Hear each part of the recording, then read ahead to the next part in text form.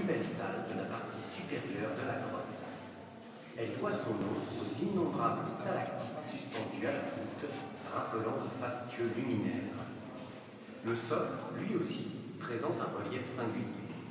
Les eaux de ruissellement y ont formé de petits barrages de calcaire et des bassins appelés bourgs.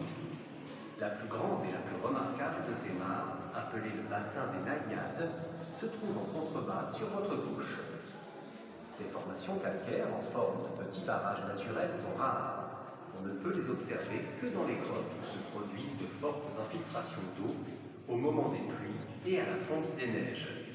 Cette eau ruisselle le long des parois, forme des flaques, puis s'évapore peu à peu. Comme pour les stalagmites, le carbonate de calcium, dissous dans l'eau, reprend forme solide et se dépose, cette fois, sur le pourtour de la flaque. Au fil des siècles, ce dépôt prendra de la hauteur au pourtour de l'étendue d'eau. Enfin, repérez face à vous les trois masses calcaires au sol. Sur la plus importante d'entre elles, une stalagmite dressée comme une statuette.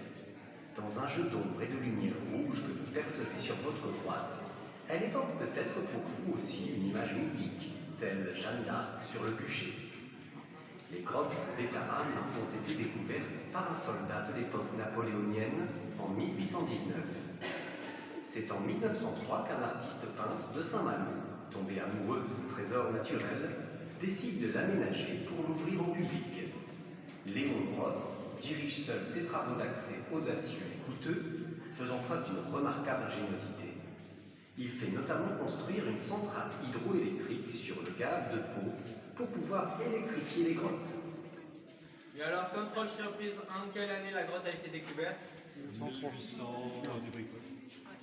1819, oui, c'est bien. Et deuxième question, depuis combien de temps la salle des bustes est ici? Depuis des bustes.